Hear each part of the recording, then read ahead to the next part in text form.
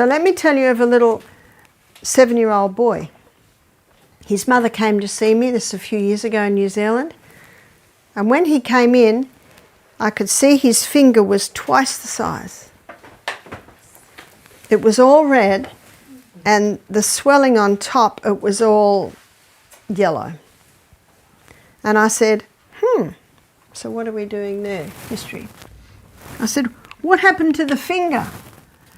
And the mother said, oh, the doctor says it's cellulitis. Do you know what cellulitis is? Yeah. Inflammation of the cell. Now that's not rocket science, is it? But why? Why is it inflamed? So I went a little bit further with my history. Did anything happen to that finger? Because you just don't wake up with a finger like that.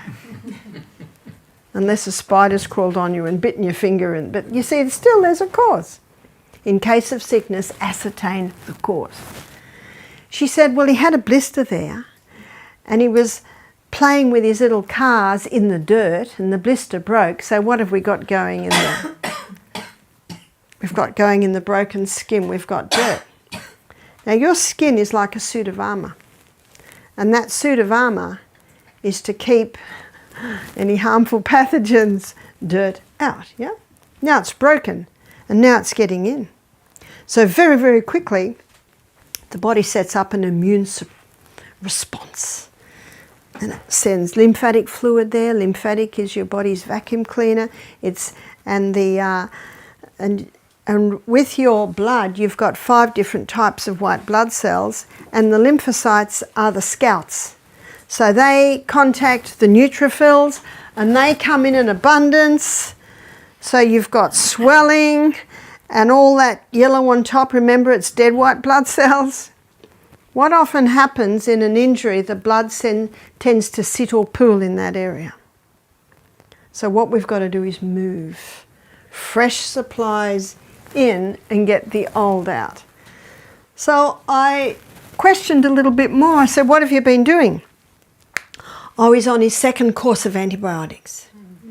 And it still looks like that. And what's the definition of insanity? To do what you've always done and expect different results. And I'm not criticising this mother. She didn't know what else to do. Can you see these stories that I relate show you that the only hope of better things is the education of people in the right principles? She said he's on painkillers because it's so painful. Do you know that most pain is due to inflammation? And if you can get inflammation down, you can get pain down. And this is an incredibly effective way to get inflammation down. He's also on sleeping tablets. He's 7. I said, can I try something? See what you're doing? You're getting permission. This is where the I comes in. I never do anything without permission. So I said to the mother, can I try something? And to the little boy, yes. So I got 2 cups, one with hot water and a kettle of boiling water. One with cold water with a few ice cubes. And I've got to work with this little boy. And you know, God is not a God of force, is he? And a man convinced against his will be of the same opinion still. So you're working with the will. You're always working with the will. You'll always get permission. So I said to him, put a good finger into the hot water. Oh yeah, that's quite nice. So now he is willing to put his sore finger in, because you see what he's just done? He's just gained a bit of confidence because the good finger liked it. He put his sore finger in. Oh! What am I watching for a response? So I put an ice cube in the hot water. And I said, try that now. After a few minutes, he said, ah, yes. Now the first hot wasn't really hot, because his finger was so tender. But I know that after the cold, he'll be able to handle more hot. So how long in the hot? 3 minutes. Then into the cold for 30 seconds. Can you see what we're doing here, students? We are using the 2 stimulating effects, the intrinsic of hot and the reaction of cold. to move blood, because that's what we're moving, blood. That's what it's stimulating, blood movement. 30 seconds in the cold. While it's in the cold, I get the boiling kettle and I put a little bit in. And he's watching me. And I said, put your good finger in. Are you happy with that? He said, yes. I said, after being in the cold, I think your sore finger will be okay. So he agreed. And it was okay. Often that numbing effect of the cold will allow a little bit more heat. How long did I have it in the hot? 3 minutes. Using the intrinsic factor of hot, which is stimulation. And then back into the cold. The little boy started to smile. What does this response tell you? He's getting relief. Already? What are we up to now? We're up to about 7 minutes, is that right? Yeah. 7 minutes. And he's getting relief. How long does it take a painkiller to take effect? Half hour? Yes, yeah. 7 minutes.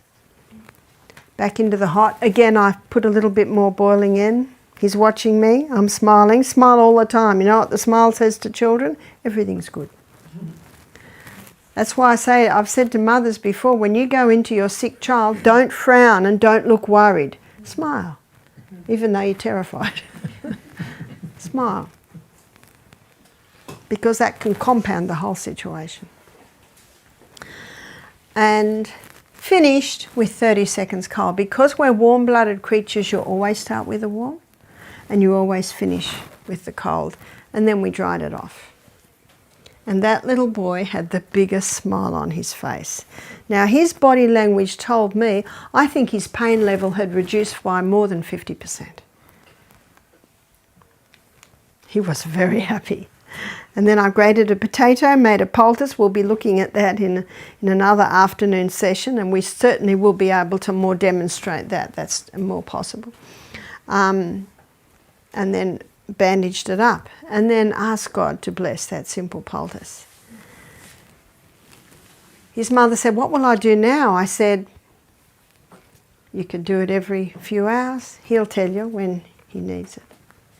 And I said, I would like to suggest, so it's probably 11 in the morning now, I'd like to suggest that by tomorrow morning, when you every time you do a hot and cold, do a fresh potato.